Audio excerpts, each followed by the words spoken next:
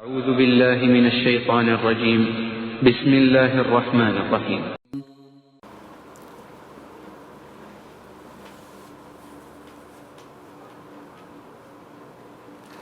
اچھا ٹھیک ہے. دیکھیے ایک چیز اس میں اور بھی ہے. یہ دیکھو تمام انبیاء کی دعوت کیا تھی؟ دعوت توحید تھی. ٹھیک. ایک پہلو اس میں ہے صاحب، آؤ سن لو. اگر یہ انبیاء تھے، اللہ کے برگزیدہ بندے تھے، اسی کے پرستار تھے، اس کے سامنے جھکنے والے تھے، اس کی ہدایت پر عمل کرنے والے تھے، اور اس کی دعوت، ان سب کی دعوت ایک ہی تھی، وہی دعوت توحید تھی. لیکن تم سمجھ لینا، اگر یہ انبیاء بالفرض شرک کرتے تو سارے اعمال ان کے حبط ہو جاتے.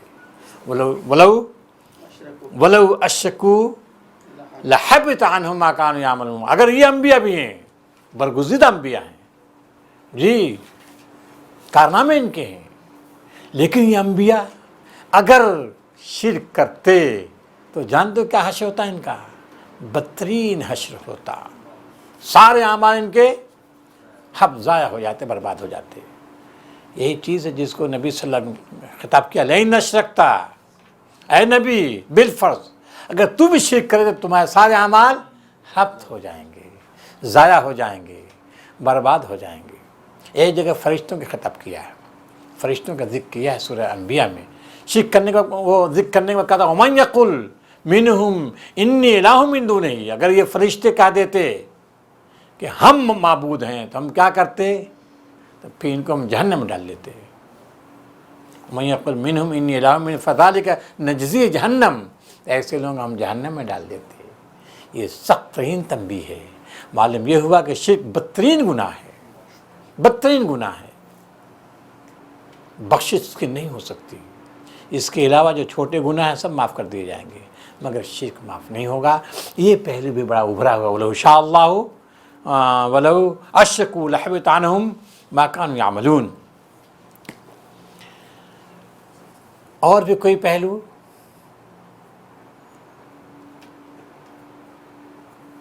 اور کوئی پہلو ہو تو بتائیے ہم کو. ایک پہلو اس میں اور بھی ہے. قرآن مجید کہہ رہا ہے، نبی صلی اللہ علیہ وسلم کو خطاب کر کے کہہ رہا ہے کہ یہ انبیاء ہیں، ہم نے ان کو رہنمائی عطا کی تھی، تم بھی ان کی اقتدا کرو، ان کی پیروی کرو. کیا سمجھا؟ کہہ رہا ہے قرآن مجید یہ انبیاء ہیں، ان کو ہم نے رہنمائی دی. فَبِهُدَاهُمْ مُقْتَدِي. اے نبی ان کی پیروی کرو. سوال یہ ہے کہ انبیاء جن کا ذکر ہوا ہے 16-17 انبیاء ہیں، ان کی رہنمائی نبی صلی اللہ علیہ وسلم کو کس سلسلے میں ملے گی؟ ان کی زندگی محفوظ ہے؟ حضرت ابراہیم کی زندگی محفوظ تھی، نوح علیہ السلام کی زندگی محفوظ. یہ نبی صلی اللہ علیہ وسلم اسوہ کیسے بنائیں گے ان کو پوری زندگی میں؟ یا یہ امت مسلمہ کیسے اسوہ بنائے گی؟ اشفاق بھائی سمجھ میں آ رہی بات؟ یہاں ہے کہ وہ نبی ان کی پیروی کرو، تقلید کرو. تقلید کس چیز میں کریں گے؟ ان کی زندگی محفوظ ہے؟ ارے بھائی دیکھیے یہ حضرت عیسیٰ لے لیجئے، حضرت عیسیٰ کی زندگی محفوظ ہے عیسائیوں کے پاس. ان کی ساری تعلیمات تو زبانی تھی جی. ان کے اٹھا لیے جانے کے بعد پتہ نہیں کتنے دنوں کے بعد مرتب ہوئی، اور پھر وہ بھی کچھ نہیں، اس میں کوئی خاص بات نہیں. پیدائش کے بعد وہ 30 سال کے بعد، پیدائش کے بعد کچھ ان کی تعلیمات، اس کے بعد پھر کیا ہوا کچھ پتہ ہی نہیں کیا ہوا. ان کی زندگی بالکل خاموش ہے. کیسے رہنمائی حاصل کریں گے؟ تو محمود صاحب جی بولیے، تو یہ کیسے اسوا کس چیز میں؟ حضرت طاہر صاحب بولیے کس چیز میں اسوا ہے؟ یعنی سب کی تعلیم ایک تھی، تمام انبیاء کی تعلیم ایک تھی. کیا؟ توحید آخرت، توحید آخرت سب کی تعلیم ہے. یہاں جو اس سورہ میں جو چیز زیادہ ابھار کر پیش کی جائے وہ کیا ہے؟ محمود صاحب کس چیز کو بیان کیا گیا ہے سورہ میں؟ توحید آخرت، توحید آخرت، یہی نہ پیش کیا جا رہا ہے. تو گویا کہ بتایا جا رہا ہے اے نبی تمام انبیاء کی دعوت ایک ہی رہی ہے، توحید اور آخرت. مولانا اس کو اس انداز سے کہا گیا کہ دین ہمیشہ وہی رہا ہے، شریعت بعض اوقات بدلتی رہی ہے. بدلتی رہی ہے، ٹھیک ہے. دین سے مراد وہی توحید، رسالت، آخرت. تو دین وہی رہا ہے، ہاں، دین میں تبدیلی نہیں آئی، لیکن وقتوں میں شریعت بدلتی رہی ہے. شریعت بدلتی رہی. ان کی شریعتیں بھی جو ہیں کتنی ملاوٹ ہے، کتنی اللہ تعالیٰ کے احکام ہیں، یہ تو ہے نا. اس کی رہنمائی اور کتنی ملاوٹ ہے اس میں، یہ تو ہے نا. معلوم یہ ہوا کہ اس وقت زندگی کے تمام دائروں میں رہنمائی اگر کسی کی سیرت کر سکتی ہے تو کس کی؟ رسول اللہ محمد صلی اللہ علیہ وسلم کی. محمد صلی اللہ علیہ وسلم کی. ان پیغمبروں میں کسی کی بھی پوری زندگی میں رہنمائی نہیں کر سکتے. ہاں کچھ چیزیں ہیں جیسے کہ اس کا مضمون ہے کیا؟ توحید، آخرت. اس میں جو ہے یہ محفوظ ہے. دوسری بات یہ ہے کہ انبیاء کی جو سیرت ان کی کتابوں میں کہیں نہیں ہے. انبیاء کی سیرت کو محفوظ رکھا کس نے؟ اس قرآن مجید میں، قرآن مجید ہی میں. تو نبی صلی اللہ علیہ وسلم یا اس قرآن مجید کی سیرت جو قرآن مجید رہنمائی کرتا ہے، انبیاء کی سیرت پیش کرتا ہے، اسی پر عمل کرنے کا نام کیا ہے؟ اسی پر عمل. یہ قرآن مجید جس چیز کی رہنمائی کر رہا ہے، انبیاء کی سیرت جو پیش کر رہا ہے، اسی پر عمل کرنے کا نام کیا ہے؟ اقتداء، تقلید. یہی اس کا نام اقتداء ہے. اور نبی صلی اللہ علیہ وسلم کی سیرت جو ہے، جو بھی سیرت ہے ان کی، جو نمونہ ہے، اس پر عمل کرنے کا نام یہ ہے کہ تمام انبیاء پر عمل ہو جائے گا. عمل کرنے کا نام ہی تمام انبیاء کی سیرت پر، تمام انبیاء کے کردار پر عمل کرنا ہو جائے گا. اگر نبی صلی اللہ علیہ وسلم تعلیمات کو ہم مانتے ہیں، ان کی سیرت کو تسلیم کرتے ہیں اور آپ کی رہنمائی کے مطابق زندگی گزارتے ہیں، تو اس کا مطلب کیا ہوا کہ ہم ابراہیم کی سیرت کو بھی تسلیم کرتے ہیں، نوح علیہ السلام کی سیرت کو بھی تسلیم کرتے ہیں. یہ ہوئی بات گویا. ایک بات اور ہے صاحب آخر میں، اولئک الذین ھدی اللہ فبہداھم قل لا اسألکم علیہ اجرا ان ھو الا ذکر للعالمین. پڑھیے صاحب، ان ھو الا ذکر للعالمین.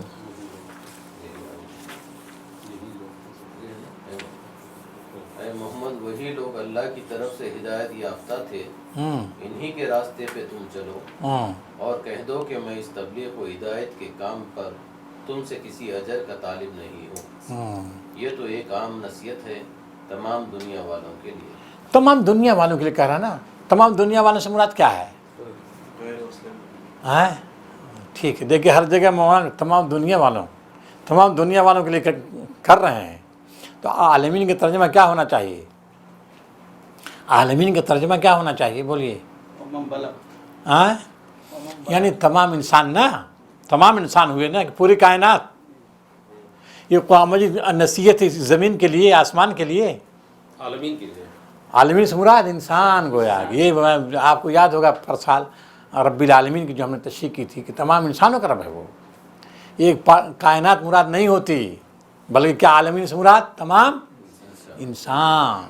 انسانوں کی نصیحت ہے. دوسری بات یہ ہے، ایک خاص پہلو ہے کہ دعوت و تبلیغ کے سلسلے میں انبیاء علیہ السلام جتنے ہیں سب کو سب کہتے ہیں اس پر ہم کوئی اجر نہیں مانگ رہے ہیں. یہ کوئی اجر نہیں ہے کہ تم بھاگ رہے ہو. ہوتا یہ ہے کہ جب آدمی اجر کا مطالبہ کر لوگ بھاگتے ہیں. مزدوری اجرت مانگیں گے تو بھاگیں گے.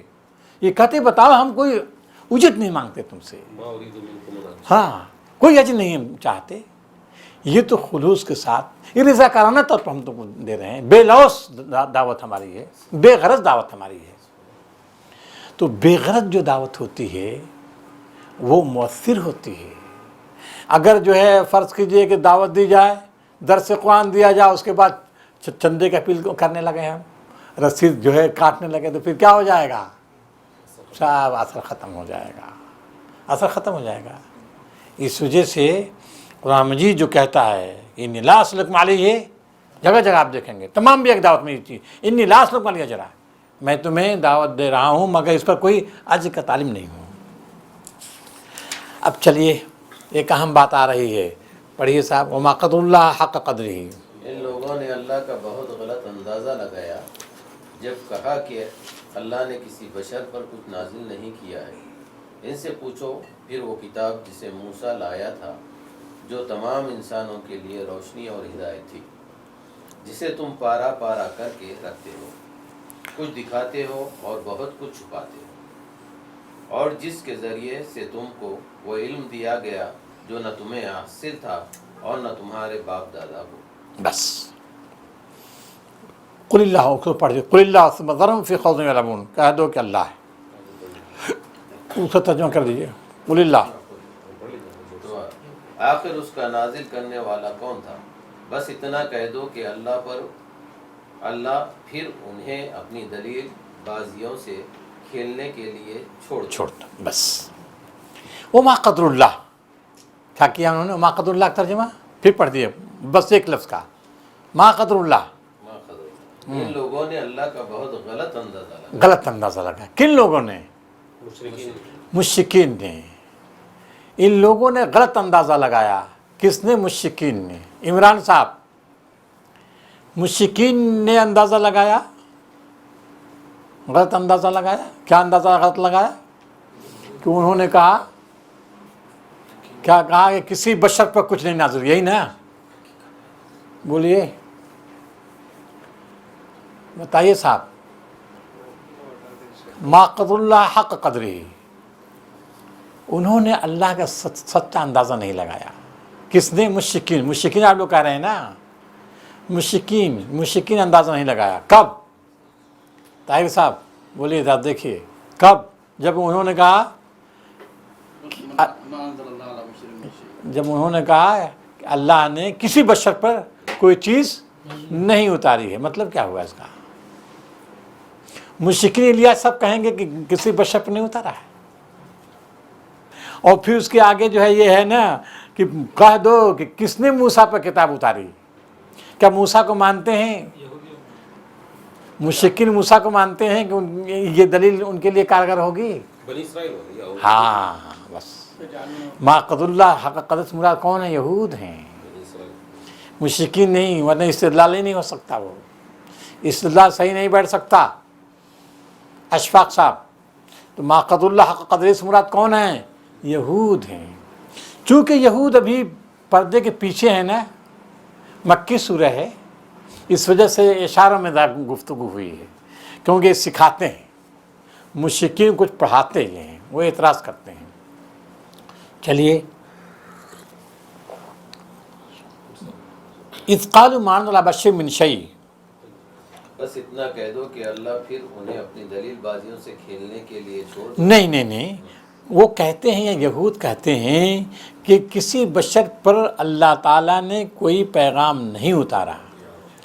اے نبی کہہ دو کہ پھر اس کتاب کو کس نے اتارا جس کو موسیٰ لے کر آئے تھے؟ موسیٰ لے کر آئے تھے۔ کیا مطلب ہوا؟ نبی صلی اللہ علیہ وسلم کی نبوت و رسالت کو تسلیم نہیں کر رہے ہیں۔ کون؟ مشرکین نہیں بھائی، یہود۔ مشرکین تو خیر نہیں کر رہے ہیں، اس میں دو رائے نہیں، یہود بھی نہیں کر رہے ہیں۔ مکے میں جو آتے تھے، بتایا نا کہ یہاں جو مشرکین کا تذکرہ نہیں ہے اس آیت میں، رخ کدھر ہے؟ یہود کی جانب ہے۔ تو یہود کہہ رہے ہیں کسی بشر پر، تو قامجی کہتا اچھا نظر تو بتاؤ۔ ہاں، موسیٰ بھی تو بشر تھے۔ ان سے پوچھو پھر وہ کتاب جسے موسیٰ لے کر آئے کس نے نازل کیا؟ موسیٰ بھی تو بشر ہی تھے۔ تم کو کسی بشر پر کوئی کتاب اتاری نہیں، جو تمام انسانوں کے لیے روشنی اور ہدایت تھی۔ ہاں، جس کو تم تجعلونہ قراطیس، جس کو تم قراطیس مانے نہیں، قراطیس مانے جس کی تم کاپیاں بناتے ہو، کاپیاں، مختلف کاپیاں بنا لی ہیں۔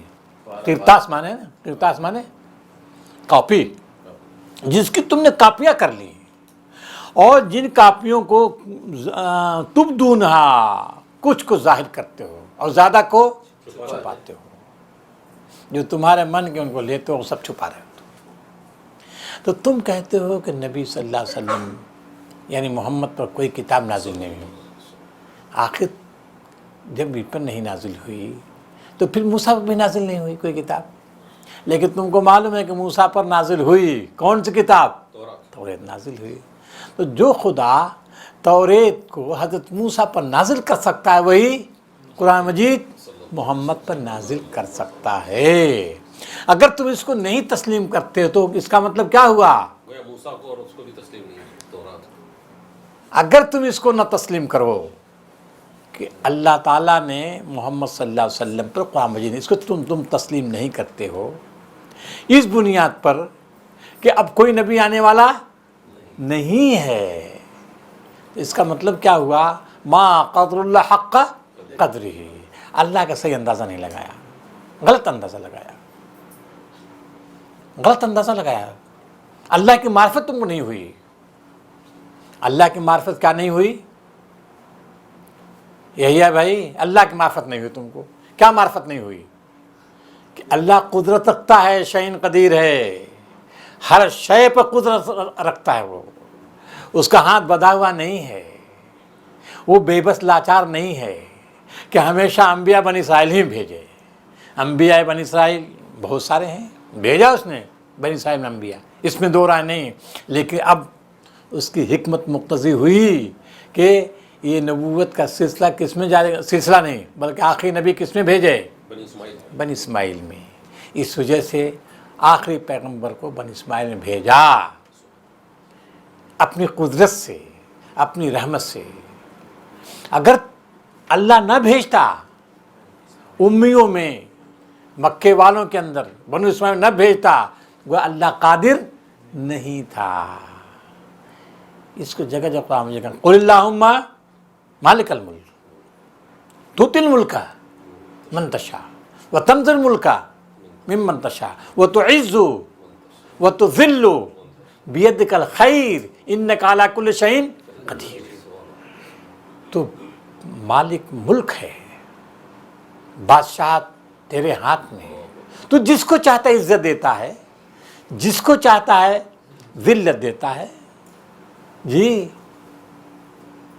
تو عز من تشاء بیدک الخیر، خیر کا چشمہ تیرے ہاتھ میں ہے، تو ہر چیز پہ قدرت رکھتا ہے. جب تک اس کی معرفت نہیں ہوگی، جب تک تم وہی کہتے رہو گے کہ کسی بشر پر اللہ تعالیٰ نے کوئی پیغام نہیں اتارا ہے. وہ اگر کوئی عقیدہ رکھتا ہے تو گویا کہ اس کا ایمان اللہ پر نہیں ہے، اس کی صفات پر نہیں ہے، اس کی قدر نہیں پہچانی اللہ تعالیٰ کی.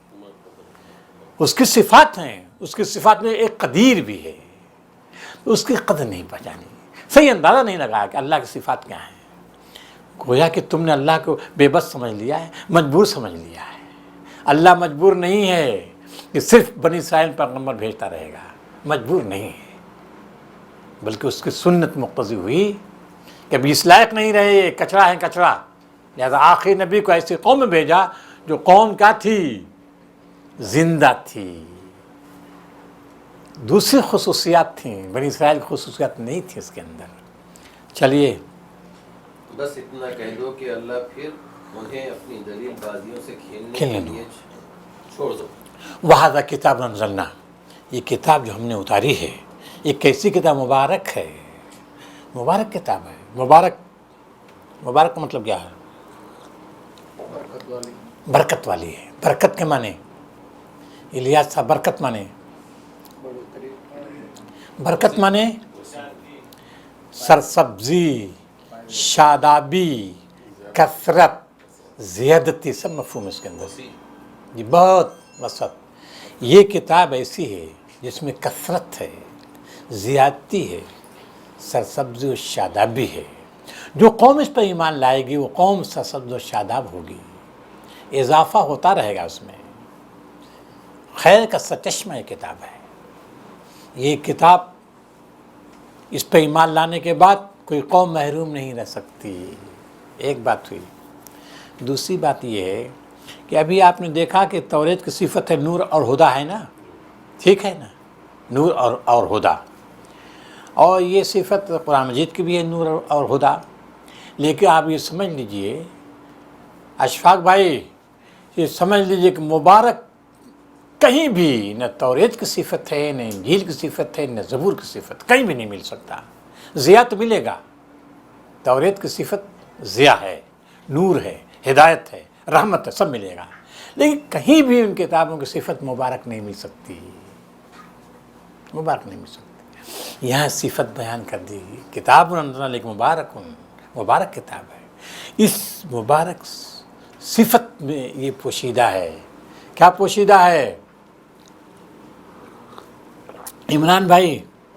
اس کتاب سے مبارک آئی ہوئی، اس میں یہ پوشیدہ ہے۔ کیا پوشیدہ ہے؟ یہ کتاب ہمیشہ، اس کے مفہوم کیا؟ سرسبزی، شادابی، دوام و تسلسل، سرسبزی، شادابی، دوام اور تسلسل، اس کی برکت کا خاتمہ نہیں ہوا کبھی، مسلسل برکت دیتی رہے گی، یہ دائمی ہے، اس کا فیض دائمی رہے گا۔ اس کا مطلب کیا ہوا؟ بولیے۔ کہ پچھلی آسمانی کتابیں جو ہے تسلسل نہیں رہا، تجعلون قراطیس، تم نے اس کو ضائع کر دیا، کاپیاں کر لی، بہت کو چھپا رہے تھے اور خاتمہ ہو گیا، صحیح حالت میں نہیں ہوئی۔ لیکن یہ کتاب ایسی ہے جو ہمیشہ ہمیشہ رہنے والی ہے، ہمیشہ رہنے والی ہے، اس کو مٹایا نہیں جا سکتا۔ اس سے مراد اس میں انہوں نے جو ترمیم کر دیا وہ بھی مراد ہے پچھلی کتابوں میں؟ ظاہر ہے تجعلون قراطیس آ گیا نا، تبدون کثیرا، تم پیش نہیں کر رہے ہو، لیکن یہ کتاب جو ہے اس کی برکت ہمیشہ رہے گی، اس کی برکتیں ہمیشہ رہیں گی، سرسبز و شادابی۔ اب یہیں سے نتیجہ دیکھیے نکل جائے گا، آسانی کے ساتھ نکل جائے گا، اور اس میں تکلف نہیں ہے، یہ کتاب ہمیشہ رہنے والی ہے، کوئی رد و بدل نہیں ہو سکتا، اس میں کوئی ترمیم نہیں ہو سکتی۔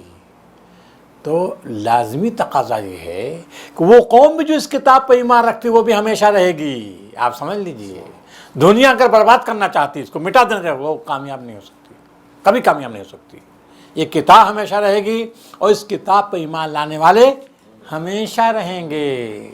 اقبال نے اسی پہلو کو شاعرانہ انداز کہا تھا، گلستاں میرت اگر میرے ماں، اگر ہم ختم ہو گئے دنیا سے تو پھر یہ دنیا نہیں رہے گی، دنیا ختم ہو جائے گی۔ جس دن یہ امت مٹ جائے دنیا سے، یہ دنیا نہیں رہ سکتی، آپ سمجھ لیجئے، دنیا نہیں رہے گی، دنیا مٹ جائے گی۔ یریدون لیطفئوا نور اللہ بافواہہم واللہ متم نورہ ولو کرہ الکافرون، اس ضمن میں آئے گی۔ اس ضمن میں ایک دوسرے پہلو سے، یہ اس کی تو ہمیشہ کے لیے ہے نا، یہ تو ہمیشہ کے لیے، وہاں نور سے مراد وہ ہے، نور ہے، وہ صفت نور ہے نا، روشنی، اسلام کی روشنی، اسلام کی روشنی، یہ غالب، یہ کوشش کر رہے ہیں دبا دیں، یہ کامیاب نہیں ہو سکتے، یہ اسلام غالب ہو کر رہے گا۔ اقبال کا ایک شعر ہے، بے خبر تو جو ہر آئینہ یا ایام ہے، ہاں بالکل صحیح ہے، وہ بھی یہی ہے مفہوم اس کا، زمانے میں خدا کا آخری پیغام ہے۔ آخری پیغام ہے یہ، اس میں دو رائے نہیں۔ چلیے، مصدق الذی بین یدیہ ایسی کتاب ہے جو ان ساری کتابوں کی تصدیق کرنے والی ہے جو اس سے پہلے تھیں، تصدیق کر رہی ہے۔ کس کتاب کی تصدیق کر رہی ہے؟ توریت کی، انجیل کی، زبور کی تصدیق کر رہی ہے۔ ایک دن اور بات آئی تھی، تصدیق کرنے کا مطلب کیا ہے؟ جی تصدیق کر رہی، تصدیق کرنے کا مطلب ایک دن آیا تھا، وہ جھوٹ ثابت کر دیا۔ ہاں پچھلی کتابوں میں جو پیشن گوئیاں تھیں اس نبی کی، اس قوم کی، اور اس کتاب کی جو پیشن گوئیاں تھیں اس کا مصداق بن کر یہ کتاب آ گئی ہے، یہ نبی آ گیا۔ اگر یہ کتاب نہ آتی، یہ نبی نہ آتا تو ساری کتابیں جھوٹی ثابت ہو رہی تھیں، توریت جھوٹی ثابت ہو رہی تھی، انجیل جھوٹی ثابت ہو رہی تھی، زبور اسی طرح، موسیٰ جھوٹے ثابت ہو رہے تھے، عیسیٰ علیہ السلام جھوٹے ثابت، حضرت ابراہیم جھوٹے ثابت ہو رہے، سب جھوٹے ثابت ہو رہے تھے۔ لیکن اس کتاب نے آ کر سب کی لاج رکھی، تمام پیغمبروں کی لاج رکھی اور تمام کتابوں کی لاج رکھی، اور اس کتاب سے تم مخالفت کر رہے ہو۔ چلیے، اور وَلِتُنذِرَ، اور اس لیے آئی ہے ام القریٰ ومن حولہا، کہ تم ڈراؤ کن لوگوں کو؟ ام القریٰ، ام القریٰ سے مراد بستیوں کی ماں۔ ام القریٰ کا ترجمہ کیا ہوگا؟ بستیوں کی ماں۔ بستیوں کی ماں کون سی ہے؟ مکہ، مکہ، مکہ کے لوگوں کو ڈراؤ اور اس کے ارد گرد لوگوں کو ڈراؤ۔ آگے والذین یؤمنون بالآخر یؤمنون بہ، وہ لوگ جو آخر پہ ایمان رکھتے ہیں وہی اس کتاب پہ ایمان رکھتے ہیں، اور وہی اپنی نمازوں کی نگہداشت رکھتے ہیں۔ یہ گویا کہ بتا دیا کہ اہل کتاب میں کچھ لوگ ہیں جو آخرت پہ ایمان رکھتے ہیں، اس کتاب پہ ایمان رکھتے ہیں، اور وہی لوگ ہیں جو نماز کی حفاظت کرتے ہیں. ہم نے بتایا تھا پہلے بھی کہ یہود نے نماز کو ضائع کر دیا تھا، برباد کر دیا تھا، لیکن ان میں کچھ لوگ تھے، قرآن مجید خود کہتا ہے اچھے جو یہود تھے نماز کو ضائع نہیں کیے ہوئے تھے، نماز کو پکڑے ہوئے تھے، وہی اس قرآن مجید پہ ایمان لائے، اس نبی پہ ایمان لائے. چلیے ومن اظلم، اب پھر آ گیا ادھر، رخ ہو گیا پھر اور اس مشرکین کی جانب. چلیے اور اس شخص سے بڑا ظالم اور کون ہوگا جو اللہ پر جھوٹا بہتان گڑھے یا کہے کہ مجھ پر وحی آئی ہے، دراں حالانکہ اس پر کوئی وحی نازل نہ کی گئی ہو، یا جو اللہ کی نازل کردہ چیز کے مقابلے میں کہے کہ میں بھی ایسی چیز نازل کر کے دکھا دوں گا. کاش تم بس اب دیکھیے یہ کہہ رہے ہیں کہ یہ مشرکین کی جانب رخ ہو گیا، ابھی یہود کی جانب تھا، اب مشرکین جانب رخ ہو گیا. قرآن مجید کہہ رہا ہے کہ دیکھو ان سے بڑھ کر ظالم کون ہوگا، اللہ پر جھوٹا الزام لگاتا ہے اور کہتا ہے کہ میری جانب وحی کی گئی ہے، حالانکہ اس پر کوئی وحی نہیں کی گئی. اور ایسے بھی لوگ ہیں جو کہتے ہیں کہ میں بھی اسی طرح اتار سکتا ہوں جسے اللہ نے اتارا ہے. یہ سی بکواس ہے ان کی، یہی نا کچھ لوگ بتائیں اس سے بڑھ کر ظالم کون ہوگا، یہ ظالم لوگ ہیں. پھر ان کو دھمکی دے رہا ہے وَلَوْ تَرَىٰ إِذِ الظَّالِمُونَ، اے نبی، اے مخاطب، تو اگر دیکھ لے اس منظر کو، بھیانک منظر کو، جب کہ موت کے سختیوں میں دوچار ہوں گے اور فرشتے سامنے ہوں گے اور کہہ رہے ہوں گے لاؤ روح نکالو، نکال دو اپنے جانوں کو. اس دن الیوم تجزون عذاب الہون، اور فرشتے کہیں گے آج تمہیں ذلت کا عذاب دیا جائے گا. ان چیزوں کی وجہ تم اللہ جائیں جو باتیں منسوب کر رہے تھے اس کی وجہ سے ذلیل اور رسوا کن عذاب تمہیں دیا جائے گا، اور اس وجہ سے کہ تم اللہ کی آیاتوں سے اعراض کرتے تھے، غرور اور گھمنڈ کی وجہ سے. یہ باتیں نہایت بھیانک منظر پیش کر دیا گیا ہے کہ اگر یہ لوگ باز نہیں آئیں گے اپنی اس روش سے تو پھر وہ منظر سے دوچار ہوں گے، بھیانک منظر سے، اور اس دن کوئی پرسان حال نہیں ہوگا. کیوں؟ بلا اس دن کہا جائے گا وَلَقَدْ جِئْتُمُونَا فُرَادًا، آج تم ہمارے پاس یکا و تنہا آئے ہو. جس طرح سے ہم نے تم کو یکا و تنہا پیدا کیا تھا دنیا میں، ٹھیک اسی تم یکا و تنہا آئے ہو. تم نے یہ عقیدہ گھڑ رکھا تھا کہ کچھ شرکا ہیں جو ہمارے لیے اللہ کی بارگاہ میں شفاعت کریں گے. تم نے دیکھا آج کوئی شریک نہیں ہے، کوئی پرسان حال نہیں ہے تمہارا، اور سب کے سب سارے رشتے ناتے جو تم نے جوڑ رکھے لقد تقطع بینکم وضل عنکم ما کنتم تزعمون، اور سب کے سب ہوا ہو گئے. جن کو تم گمان کر رہے تھے کہ تمہاری مدد کریں گے اللہ کی بارگاہ میں، آج تم نے دیکھ لیا کہ سب کے سب ہوا ہو گئے. یہ بھیانک منظر پیش کر دیا کس کا؟ قیامت کا. اب دیکھیے قرآن میں ہم نے بتایا تھا کہ اس میں توحید کی دعوت ہوگی، پھر آخرت، پھر اس کے بعد توحید، پھر توحید کا تذکرہ شروع کر دیا. چلیے دانے اور گٹھلی کو پھاڑنے والا اللہ ہے، وہی زندہ کو مردے سے نکالتا ہے اور وہی مردے کو زندے سے خارج کرتا ہے. یہ سارے کام کرنے والا تو اللہ ہے، پھر تم کدھر بہ کے چلے جاتے. بس فالق الحب والنوا، وہی حب کو، حب مانے دانا، دانے کو پھاڑنے والا ہے، والنوا مانے گٹھلی. دانے اور گٹھلی میں فرق ہے نا. گٹھلی کس کو بولتے ہیں؟ جیسے آم کی گٹھلی ہوتی، کھجور گٹھلی ہوتی، اور دانا جیسے جو گیہوں وغیرہ دانا ہے، ہاں اناج، ٹھیک ہے. تو تم دیکھتے ہو، بتاؤ. اب یہ دیکھیے، یہ دلیل جو ہے نا، وہ دلائل دیے جا رہے ہیں توحید کی، جن دلائل سے واقف ہیں وہ کبھی وہ نہیں کہہ سکتے کہ نہیں گٹھلی کو ہم نکالتے ہیں یا ہمارے معبودان نکالتے ہیں، وہ نہیں کہہ سکتے. اس سے پیش کیا جا رہا ہے، بتاؤ بے شک اللہ، یعنی تم اس کا انکار ہی نہیں کر سکتے ہو کہ گٹھلی کو پھاڑنے والا، دانے کو پھاڑنے والا اللہ ہے، پھر مردہ سے زندہ کو نکالتا ہے اور مردے کو زندہ سے نکالتا ہے، زندہ کو مردہ سے اور مردے کو زندہ سے نکالتا ہے. کیا مطلب؟ زندہ مردہ سے نکالتا ہے، کیا مطلب اس کا؟ اشفاق صاحب جی، مردہ زمین سے اناج نکال دیتا ہے. آپ دیکھتے ہیں زمین مردہ ہے एकदम चटियल मैदान है और बारिश होती है फौरन ज़मीन लहलहा उठती है। ये तो सबसे ज़्यादा अरबिस्तान में है। यहाँ तो बारिश जो होती है कई साल के बाद होती है, 2-2, 3-3, 4-4, 5-5, 6-6, 7-7 साल के बाद बारिश होती है। 7 साल तक ज़मीन एकदम खुश्क पड़ी हुई है, कहीं रुईदगी नहीं है, लेकिन 7 साल के बाद भी जब बारिश होती है देखते देखते ज़मीन लहलहा उठती है।